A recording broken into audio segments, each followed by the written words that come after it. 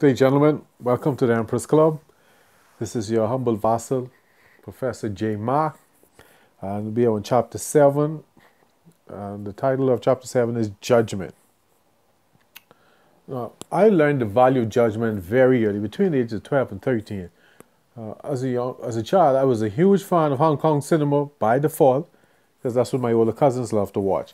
And I ended up liking watching the karate movies. And there's one movie that affect my life to this day. It involved two assassins, an older one and a younger one. The two assassins were just going about their business, and out of nowhere, little stones started flying out of there and pelting them. And they both stopped to look around to see where the stones were coming from. And they heard children laughing. So the young assassin ran after the children, and the older one ran behind him and stopped him, because the young assassin had caught him up, had caught those children, and he was about to beat them. And the old assassin was telling him, "No, you can't hit them." And he was like, "Why not? They were throwing stones at us." So this said, "Yes, you have every right to beat them, but in our job, the quality of our business is determined by our judgment. And beating on children, even if it's warranted, makes us look bad. It shows that we have no judgment. And the big jobs, people do not pay for skill, they pay for judgment." So the young man was angry, but he relented because it made sense. Hey, because like the old assassin told him, "Hey, maybe you have time, I don't. I need to be doing big jobs for big paydays because I'm getting older." So they let the children go, and they went on about their business. And I learned a very valuable lesson there. That judgment is a serious thing. The value of discretion is priceless.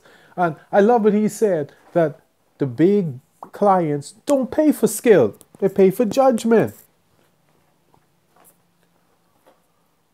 And I said that this has to go in the Empress Club as one of the chapters for one of the requirements and elements that the young man in Empress Club must have. Now, this was going to be on a different title where this was I think I was 12 years old. And my teacher had said something about growing up. "Oh, you aren't growing yet, you aren't growing yet." So I said, "Well, Mom, when are we going to know when are we going to know that we are growing?" And she said, "You're going to know when you're growing when the right thing and the wise thing is not always the same thing." And I'm like, hold on, the right thing and the wise thing isn't always the same thing? She said, "No." I said, I don't understand." She said, "Then you're not growing. When you're growing, you will understand that the right thing and the wise thing is not the same thing." And when that title was too long for the chapter, I was trying to figure what it'll be a good title for this chapter. So I went on and worked with it. Then the Hong Kong cinema movie came for mine, and Judgment became the title of chapter 7. And that's what the old assassin told him. Yes, the right thing to do is to paddle those children. That was the right thing to do. Now, was it the wise thing to do? Maybe, maybe not. The wise is relative. Was it the wise thing to do? Yes, it's a wise thing to do. To teach those children to behave themselves and to have respect for people. However, like I said, wise is relative. For the gentlemen who make their money as assassins, who get paid top dollar based on their judgment, doing the right thing was not the wise thing. And gentlemen, in the Empress Club, you must have good judgment, impeccable judgment. Because, like the old assassin said, the big jobs do not pay for skill. You can always get skill. It is good judgment. And what do you get with good judgment? Excuse me. Peace of mind and discretion. So you know that the person who's paying the big money knows that, hey, this person is a professional, they have good judgment, they have discernment, they have discretion. And I was saying when that came to mind, this is something that's needed in the Empress Club. Because, like the assassin says, that's what elevates you from Joe Blow to top tier. Now, of course, I'm not, how should I put this, downplaying the fact that they're assassins. I mean, but it's a movie, but it's the movie. But I'm not saying it's okay since they're assassins. No, I'm taking the lesson from it. Like my grandmother says, when you eat fish, you eat the meat and spit out the bones. The bone is, these guys are assassins. They kill people for a living. Okay? And that's horrible. Does it happen? Yes. But I'm focusing on the fish, the meat, the protein, the sustenance to nourish your body. And the meat is, the lesson is, judgment is what separates Joe Blow from the top tier. And it's the Empress Club. And as the name tells you, it's the Empress Club. It's top tier. There's no Joe Blow mentality here.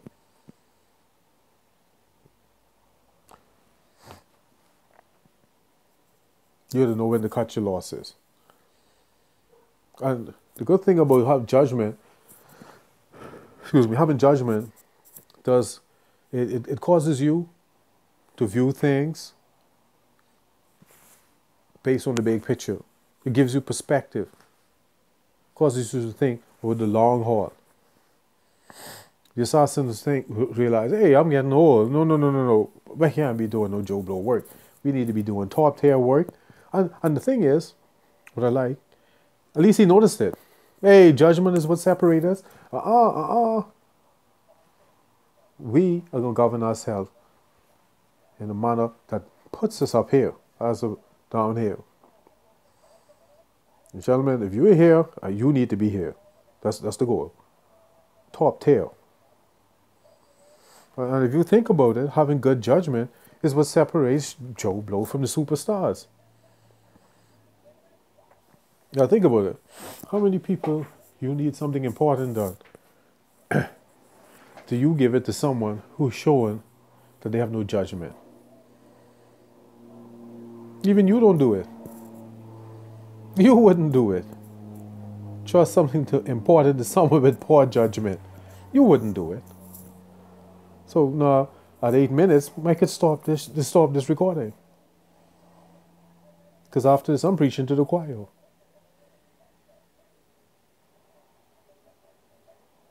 Anyway, let's move on. Excuse me. Another thing having good judgment does, it causes you to rein in your passions, your temper, your emotions, because you have to weigh your actions based on how it reflects on you in your field. Yes, those gentlemen were within their rights to paddle those children. And they could have done it.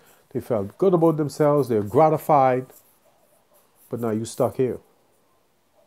And the old assassin who wants to be here because he's getting old, he doesn't have time to be doing that, he'll never see it. So what was more important? Satisfying your righteous indignation or controlling yourself to get up here? That's the difference between judgment and not having judgment. I'm sorry, there's no pretty way to say it.